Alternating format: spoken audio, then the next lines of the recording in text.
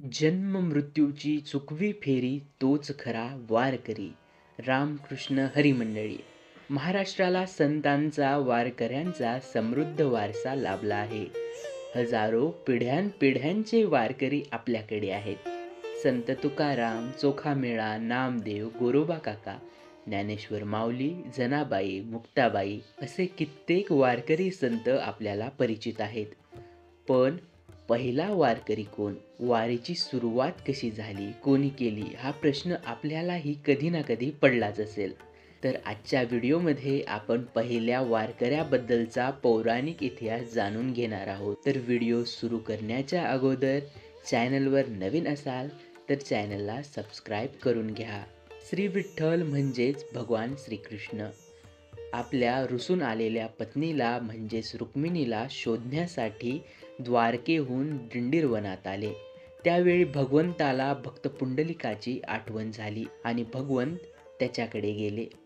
पुंडलिक आई वडिलांच्या चरणसेवेत मग्न होता. तो देवांना आसन देण्यासाठी एक वीट भिरकावतो आणि देव दोन्ही हात कमरेवर ठेवून तसेच उभे राहतात. पुंडलिक त्यांना सांगतो, देवा तुम्ही येथे उभे राहा, मी आई वडिलांची सेवा झाली की येतो. भगवंत पुंडलिकेच्या सेवेने फार प्रसन्न होतात आणि त्याला विचारतात, पुंडलिका काहीतरी वर माग. तेव्हा पुंडलिक भगवंताला म्हणतो, अज्ञानी मूढ पापी जे कसेही लोक तुमच्याकडे दर्शनाला येतील त्यांना तुम्ही दर्शन द्या, माझी ही इच्छा आहे. पुंडलिकाने आपल्या श्रेष्ठ भक्तीने भगवंताला आकृष्ट केले.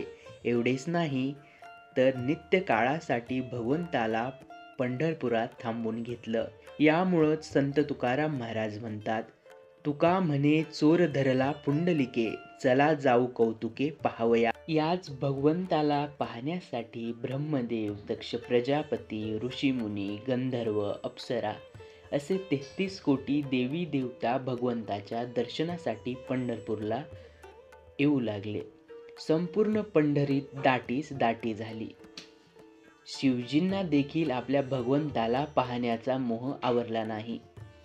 भगवान शिव, नंदी, माता पार्वती, गणेश कैलासावरून पंढरपूरला निघाले.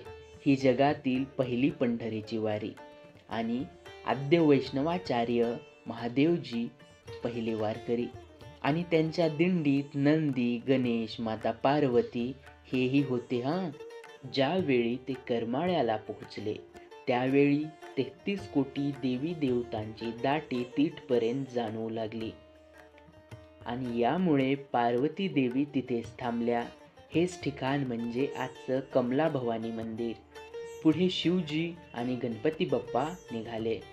ज्यावेळी ते महाद्वारापर्यंत पोहोचले त्यावेळी महाद्वाराच्या अलीकडे अत्यंत दाटी गर्दी झाली.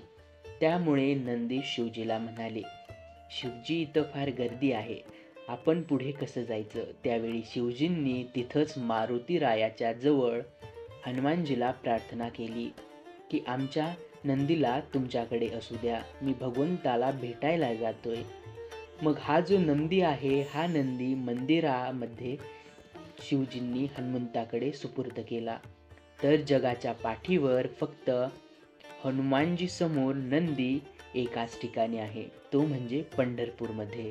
पुढे शिवजी आणि गणेशजी जात होते. काही काळानंतर गणपती बाप्पा पण म्हणाले, मला खूप घाम येतोय, ही दाटी सहन होत नाही. तर त्यावेळी शिवजींनी गणपती बाप्पाला सांगितलं, तुम्ही महाद्वाराच्या वरती थांबा. पंढरपूरला दर्शनाला जाता दर्शना अगोदर गणपती बाप्पाचं हे पुरातन विग्रह आपल्याला पाहायला मिळतो. त्यानंतर शिवजी पुढे गेले. त्यांना भगवंताचं रूप पाहून फार आनंद झाला. भगवंतालाही शिवजीला पाहून तितकाच आनंद झाला. शिवजींचं संपूर्ण समर्पण पाहून भगवंतांनी त्यांना आपल्या डोक्यावर धारण केलं. नवे नवे मुकुट मणिच केले. आयुष्यात एकदा तरी पंढरीच्या वारीचा आनंद नक्की घ्या, म्हणजे तुम्हाला कळेल तुकोबाच्या अभंगाच्या या ओळींचा अर्थ. तुका म्हणे जन्मा आल्याचे सार्थक, विठ्ठलची एक देखलिया, व्हिडिओ आवडला असेल तर लाईक करा. कमेंट बॉक्समध्ये रामकृष्ण हरी लिहायला विसरू नका. धन्यवाद.